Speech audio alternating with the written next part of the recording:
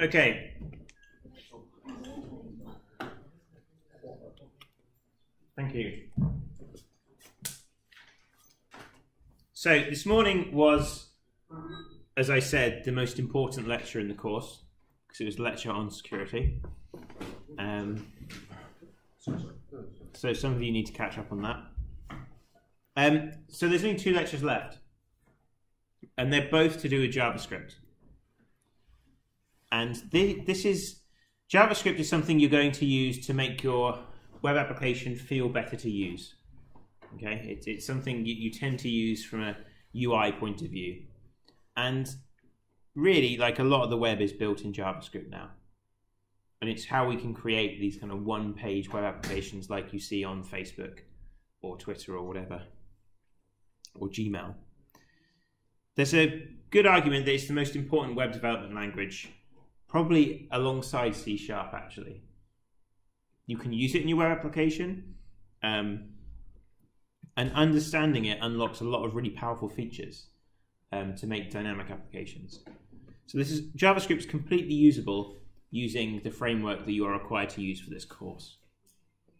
But you need to know how to do it properly, which is something it's one of those things I'm going to leave you to research that and figure out how to use JavaScript correctly in the framework. What I'm going to do is teach you some just general JavaScript. So even though the lectures end next week, because the lab sessions are extended, like, you'll be doing a lot of learning in the lab sessions as you try and complete your project. And then you can ask for help as you need it, and you'll know in context what, like, I'm teaching you. I've kind of I've taught you the basics. These lectures are kind of a ground level for you to get like a 50% mark in the project, in the implementation. It's up to you to attend labs and to do research yourself to get higher into 60.2.1 and first territories. So this lecture is going to be an overview of JavaScript. What is JavaScript? So it was introduced in '95 to add programs to web pages in the Netscape Navigator browser. But now it's been adopted in pretty much all of the web browsers. And now we even use it on the server if we're using Node.js. It's standardized in the ECMA script specification, so that changes.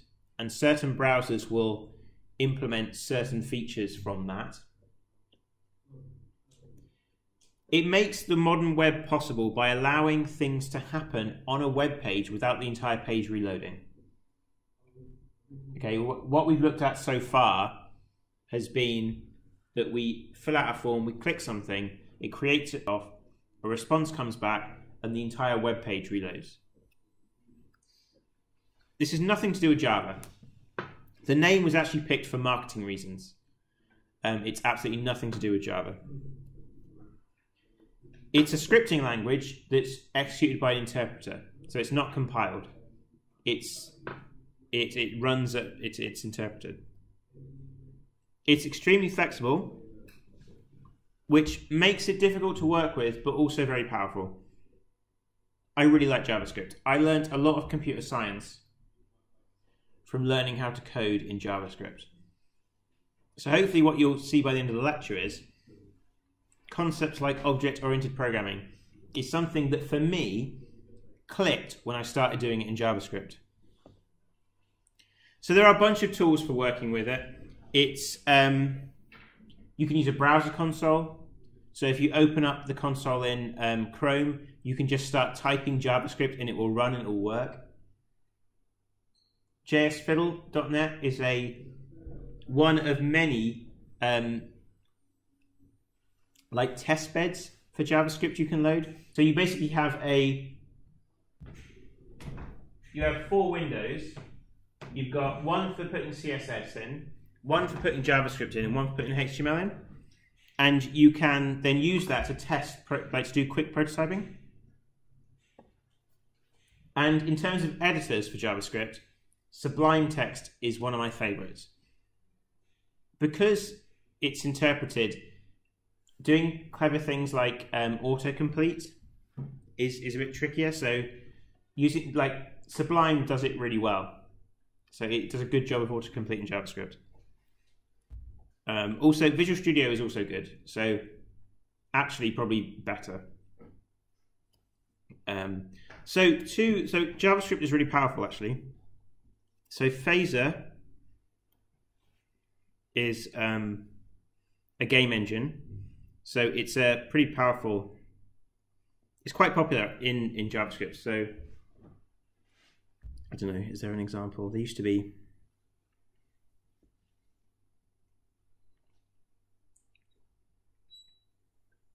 I don't know what this one does. Okay, so yeah, so like it's just a game. So the guy who made this released open source. You can pay to get various functionality added to it. It's quite a nice framework. And also 3 is a graphics framework. It's a 3-dimensional thing. So let's have a look at how colorful this work. Okay, so that's all in JavaScript. Probably using WebGL or something. But this is like, you know, pretty decent. So we can get some NURBs. Does anyone know what a NURB is? Okay, don't worry about it. NURBs are NURBs are a way of defining curves in CAD and also in computer graphics. So if you ever hear someone talk about NURBs, they're talking about like shapes and stuff. So so this is like a NURBs library that allows to render that. Okay, so anyway, so it's powerful. That's the point. So much like the C# lecture, I'm going to just kind of like rush through some basic language features. It's up to you at this stage in your career to just learn languages as someone tells you you've got to do it in this. But here's some stuff to get you started. So JavaScript variables can hold a number of data types. They're dynamic. So we can, in the same variable, we can have a number, a string, an array of strings here, and also an object. So we can define an object like that. The dynamic types means the same variable can be used as different types. So you can change the type of a variable midway through your code. Okay. The variables themselves, so X does not have a type, but the values have types. So the value that is in that variable has a type. So we'll talk more about that in a minute. In terms of numbers, to be honest, a lot of this stuff is not going to be important to you. This is mainly important to people who are writing game engines and graphic visualization stuff. But numbers are double precision 64-bit. You've got to be a bit careful with arithmetic. So 0.1 plus 0.2 is 0.30004. And you can get some advanced maths functions. So actually, like, do you remember ages ago I showed you that Pokemon that was made entirely using CSS and JavaScript? So they would have used some of this stuff to shape it. And it has special values. So remember, special values for not a number and positive and negative infinity. Okay, so that is not a string. These are not strings, they are values. Strings are objects. much like in C#, so we can get methods in our strings. So we can write something like this, where we have a string and then access the length. We can get characters at any position along the string. We can do things like replace words in a string. So we can replace the word hello with goodbye. So it just replaces the string. And also we can do things like make stuff uppercase. That could be quite useful for you. Where you want to, if you've got user data coming in that you want to be in a certain case, then you can make sure that's the case. So type of can be a useful function. Since the variable types are dynamic, you sometimes might want to check the type of variable before you decide what to do with it. So for example, if we do type of John, it says string, 314 number, boolean, so on. But this actually returns a string. So type of 3.14 returns string because we do type of 3.14, that returns a string number, and then we do type of that, and that's a string. This becomes more important when you're kind of trying to make general functions in JavaScript, where you can have input coming in and you want to check, right, is this a string or is this a number? And then I'm going to do something different depending on that. Undefined and null are two things to think about. So non-initialized variables, ones that we've just defined in line like that, are undefined, and the type is undefined. You can set a variable as undefined, but that's different to setting an empty value. So we can say person is undefined, and that kind of like frees up that variable. Whereas if we set car to nothing, a string that's nothing, then the value is nothing, and it has a type of string. Okay. And null is a variable that doesn't exist. So null is something that isn't actually existing. So if you try and access a variable that hasn't been assigned to anything or hasn't been defined, it will say this is null. And that null itself is an object. So the type of null is object, and that becomes important when you start doing comparisons. And I'll explain the difference between these in a couple of slides. So the plus operator largely works how you'd expect it to, just like in any other language. It does string concatenation, just like in a lot of other languages. But what is interesting about JavaScript is that because types are dynamic, if we do this expression, 3 as a string plus 4 plus 5, the answer is 345.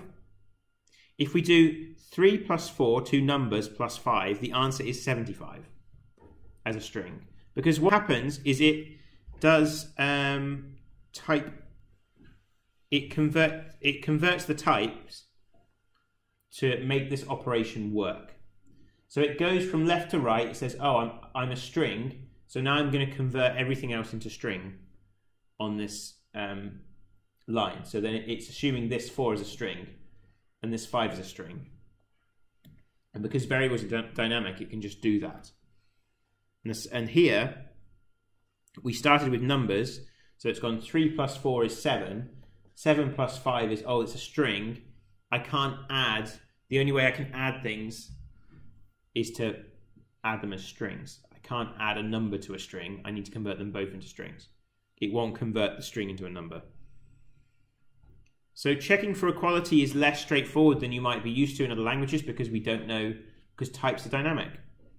So for example, 123 is equal to string 123 gives a true. 1 equal true gives true, because if we converted that to a number, we get 1. So it performs a type coercion to convert the two sides. What we can do is we can do a deeper check for equality. So we do 3 equal signs, and that is checking to see if the type is also the same. So that will only return true if the types are also the same. So in this case, we can distinguish between those cases if we want to. Control structures work very similarly to C, so we can do some loops. One thing to bear in mind about loops is that the way that JavaScript stores memory, it's faster to loop through an array backwards than it is to go forwards. Just something to bear in mind. So usually you might be looking at some JavaScript code and you look at the loop and it actually goes backwards and you're thinking, why does it do that? Well, it's because that's a faster way of accessing the memory. So again, we can just do ifs and else ifs and all this kind of stuff. And there's switches. So we can do switches as normal. Functions, because a variable has no type or has like a dynamic type, we actually define functions as variables. So a variable could very well be a function or it could be a number. And we don't, it could be either. So for example, we could define a function x equals function, and by writing the keyword function, we're telling it this is a function, the inputs of that function, and then return a times b. And then after that, after this line, now we can just use x like a function. And using the way we can store functions as variables, is how we start using object-oriented approaches in JavaScript. So objects. Objects in JavaScript are basically pairs of their collections of name pair values. Each name, which itself is a string, has a type of string, and that's important as well, corresponds to a value or a variable. So doing that creates an empty object. So it's an empty variable, it's not undefined. Okay, we've defined it, it isn't null because it's there. It's just an empty object. By doing that, we've given this the type object. We can do this to initialize an object. So this looks very similar to if we're instantiating a class in C# and we want to fill in some property values. And then we can access these things either using the normal kind of dot method of doing it, or we can access it kind of like a dictionary. And because these, like details and color, are just strings, we could have variables that had a list of strings in them. And we could actually put a variable there instead of writing out details. I'm trying to think of an example. So you could do something like, do you remember when I was talking about overriding methods I was talking about delegates and things in C#, but we were doing a currency conversion class, and I said depending on the currency we could define different methods. Well, we could create an object in C# that has I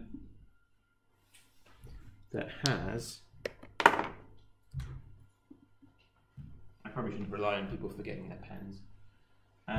So it could have GBP to USD, and then that's a function, and then USD to GBP so that's a function that converts from pounds to dollars, that's a function that goes from dollars to pounds.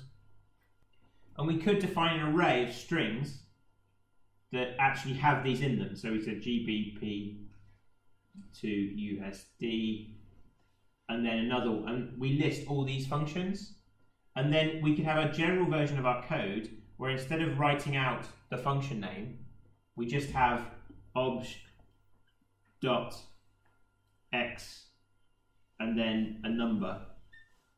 So if that's x, this could be an array of strings that correspond to the name of methods. Then we can access those methods just by doing that, because it's just a string. So all these are strings, and because types are dynamic, we can just do that. And that's like, hopefully you can see what I'm going. Nods or kind of like no. So when I'm accessing these, so I could, instead of, so object details, right? I could write obj.details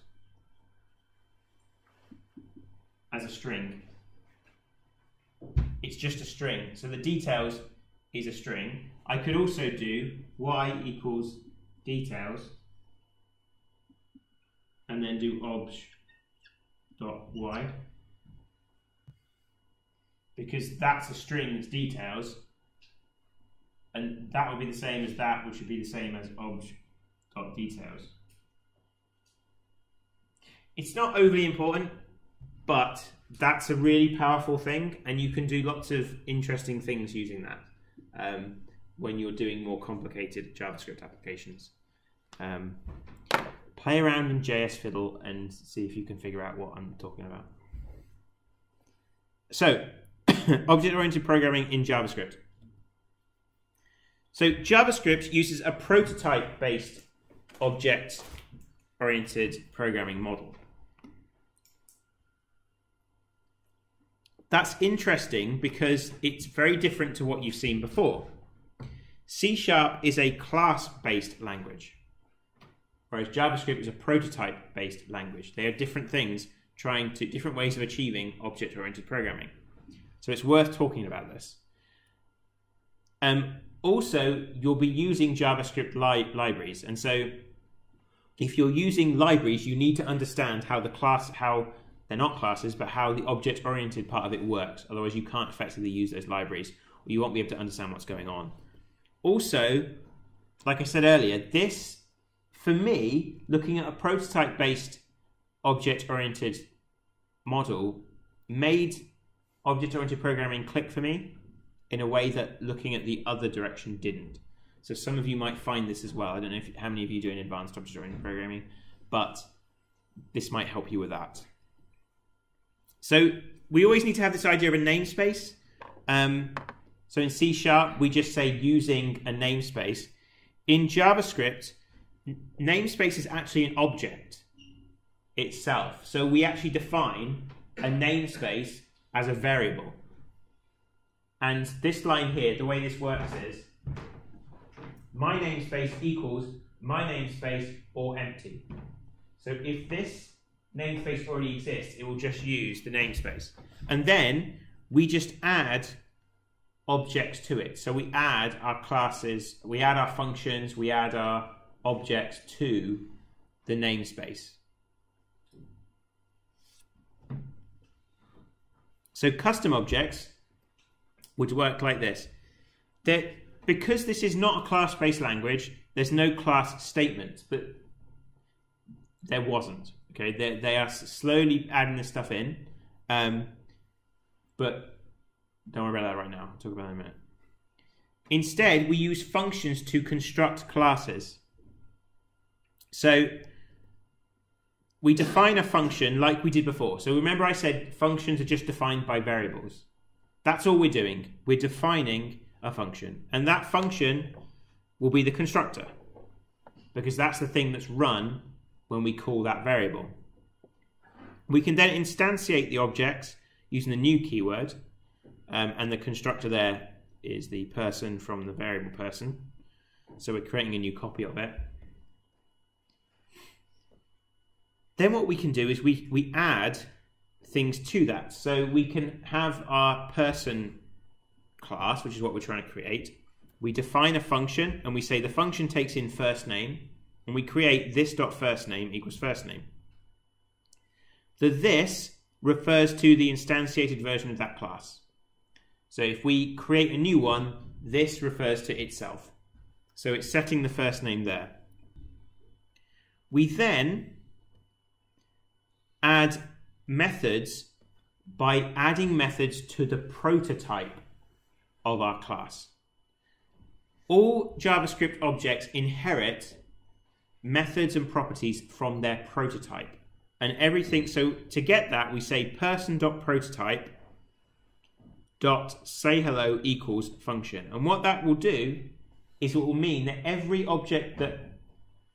person object will have this method as part of it. And here we're just saying console.log hello, I'm first name. So then we can see this working. We can create then a person using this constructor, and because we added say hello to the prototype, we can access say hello here. And that's really a key way that JavaScript libraries are written. So you'll see that a lot. So in 2015, they kind of tried to change this a little bit. It's still working exactly the same under the scenes, but they've added some syntactic sugar to make it a bit easier. So you can actually have a class statement there. But for me, that old way of doing it, when I started working with JavaScript for a few months, that's when I really started to see or understand what was going on behind the scenes, because you really have to set up these classes manually. In that old way, you really were just setting things up manually and thinking about how classes are stored in memory and thinking about what even is a class versus an object and how do these things work together and where do I have access to do these things. So I recommend if you ever do a crazy project and you want to do something in JavaScript, like do it the old way just to go through that experience, and maybe you might learn a bit. I felt a lot more confident as a programmer after doing that.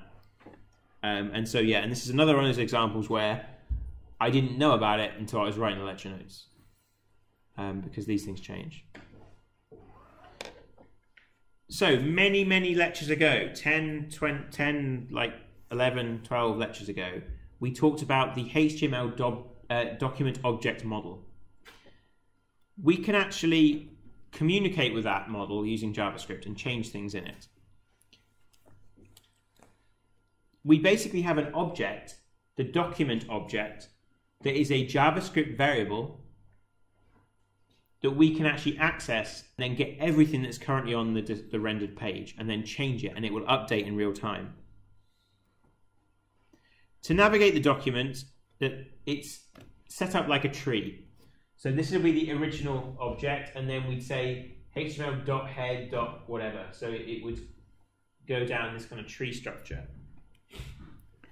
That would be really tedious, and our code would look pretty horrible if we did things like that. So JavaScript has some methods where we can find particular elements in our document actually using CSS identifiers. So here are some examples. So document is the variable that holds the page. So that will always be there when you've got a web page. That's just always going to be there.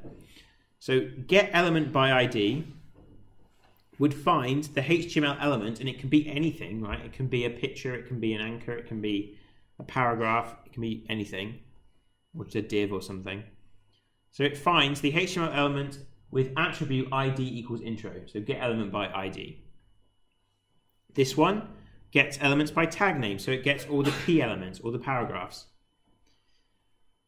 Doing this, we get, so X equals get element ID by ID, get element by ID. So this would first get all the elements with ID main, and then what we can do, what this gives you is actually a list of elements.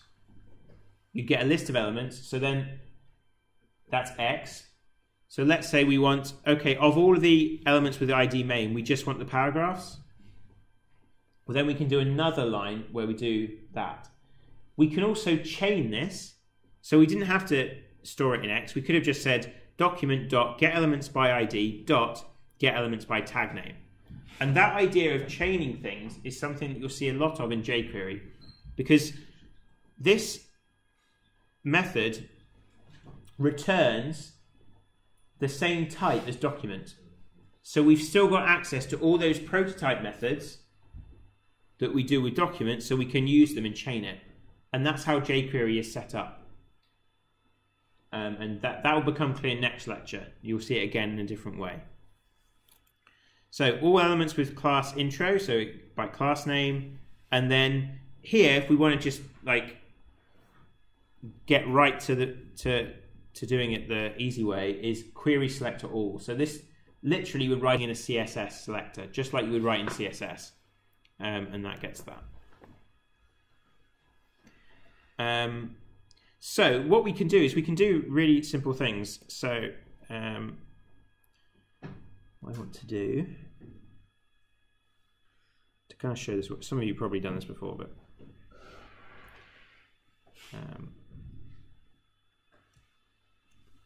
so also think about what we were saying, what I was saying this morning, those of you who are here, that, oh, Oh, this is not on your screen. That's going to be annoying. So this morning I was talking about this idea of cross-site scripting and how someone could put something into your I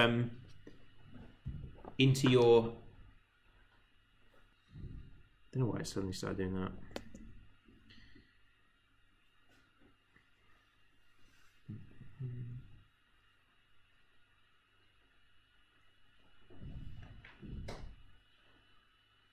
Okay, so this is just a simple web page. So at any point I can just open up the More Tools developer tools, and then I've got a JavaScript console. So I can write whatever I want. I can write x equals 1, y equals 2, and then x plus y is 3. Hopefully there weren't important variables that I just overwritten. But what I want to do is some other things. So I'm going to need, can someone give me an animal? So what? Okay, someone give me an emotion? Angry. Okay, thanks. That's a bit, come on.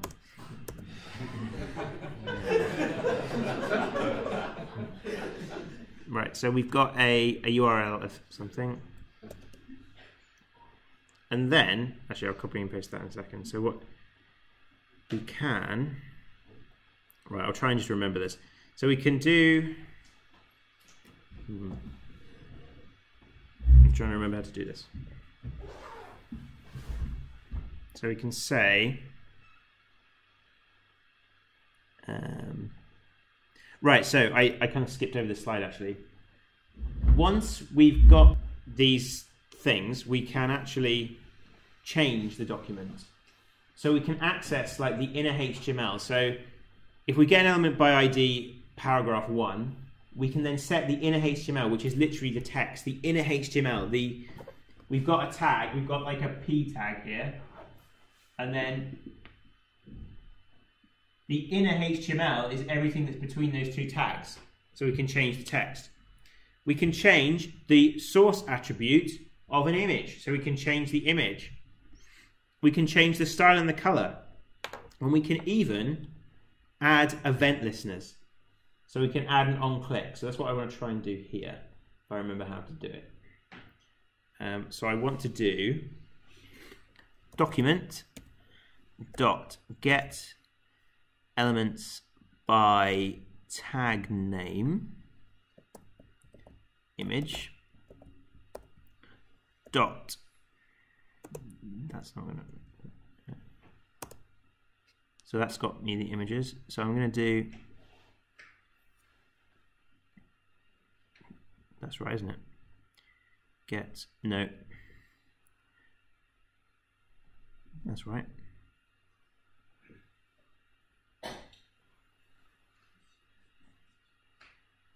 Let's do x equals document dot get elements by tag name image x x dot on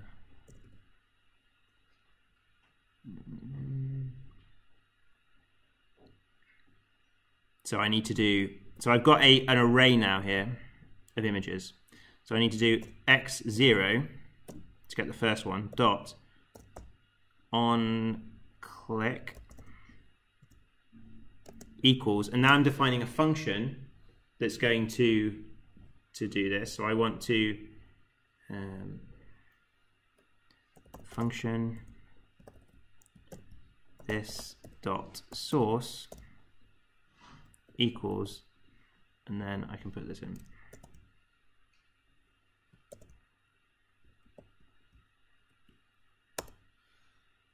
Okay, so where's the picture?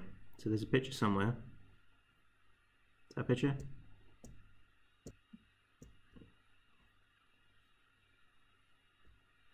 The problem is, isn't it? Image logo.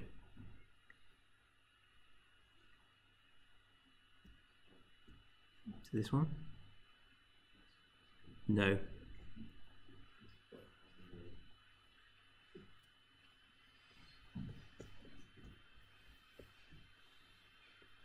Okay, let's do an easier one because there's only one image on there.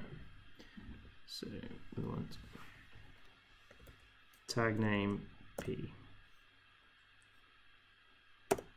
Right, there we go. We've got a bunch of them. So we want x dot 0 dot on click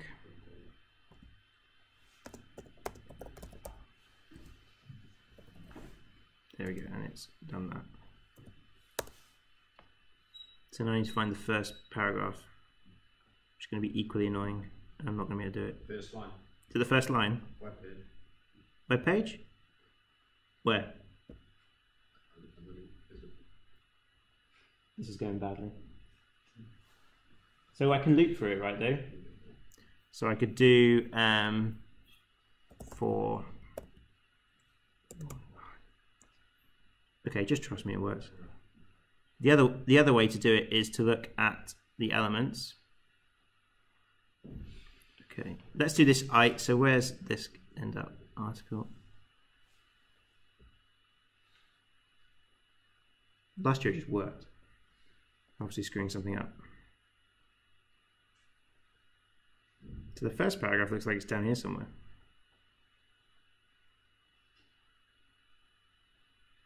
So has that got an ID? Let's do class. Let's forget it. Trust me that it works. If I was able to find something in here that I could actually access and get a good element on. That's a class image. Yeah, I can't. I'm struggling to get just one image, but that would have worked if I could do that. So you can add event listeners, and if you do that, you can. That's when you can start messing around with things.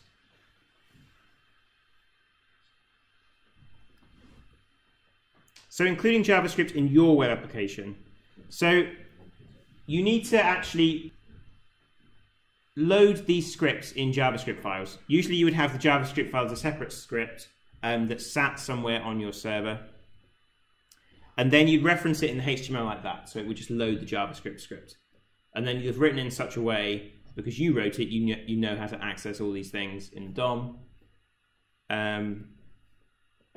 They should go towards the end of the HTML file, so they're loaded last. Because if you start trying to manipulate things that aren't quite loaded yet, because your JavaScript comes up first, those things might not exist, and then you've got a problem. The path to your script doesn't have to be local. So you can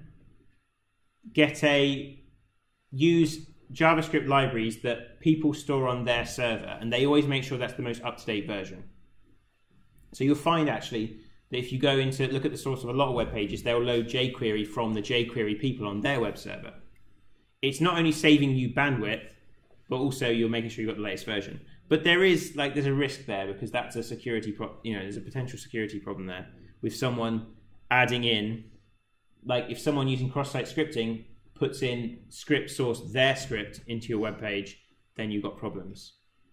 You also have to think about the order you do things in, especially if you're using libraries, because you need to define all the functions in order, right? It's not like with a compiled language where you have all your source code just any old where. You need to make sure you've actually loaded the library in and gone line by line and done things in order. Something to bear in mind is you might think, a common mistake is to think, well, I'm coding, users won't be able to see this, right? Because I'm used to writing my code and users can't see it. Not at all. So JavaScript is sent to the client. It's run on the client. So they will be able to see your code and read it.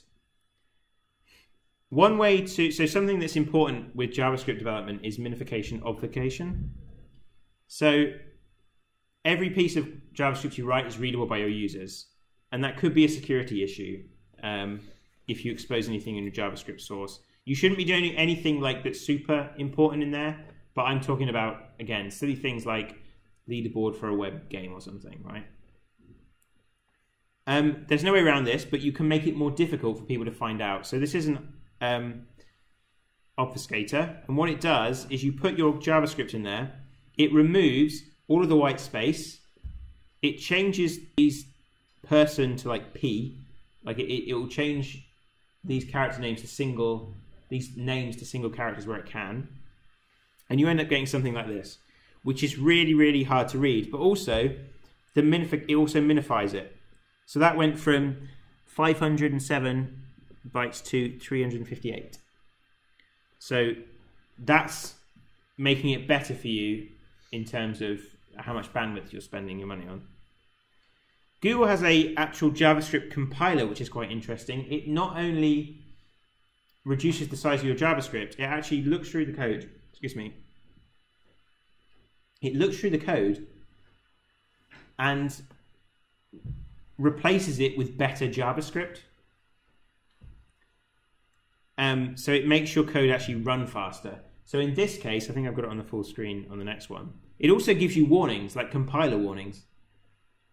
So it spots things that maybe you've made a mistake. So it's always good if you're writing a very heavy JavaScript thing. I tend to put my stuff through here. So for example, this is that's the thing that I showed you earlier, which all it does is I define this class person and I add a function that displays the name, and I just essentially what this code actually does is displays hello, I'm Alice, and hello, I'm Bob. And the compiler realizes that. It defines the person function, but then all it does is just straight away just put stuff on in the console. So it's reduced this code to just a few lines using the compiler. And it will also do things like look at loops and the order you're doing loops in, and it will all the kind of things you expect compiler optimizations to do. So you should have a basic idea of how JavaScript works. I recommend that you look into it and do some play around with it on like JS Fiddle or something. You should be aiming to have some kind of JavaScript in your application. Mainly you'll be using jQuery to do this, to maybe navigate your application a better way, have comments that maybe like concertina up or something, or look a bit nicer than having, if you just use the MVC, like it's the difference between having a bunch of comments that you have to click a button to go to the next comment versus having a list of comments that recognize when you've scrolled to the bottom of the page and start loading an extra one and things like that. So yeah, so there's some further reading there and some frameworks that you can go and look at. So I'll stop the stream, and then if anyone has any questions about anything today, then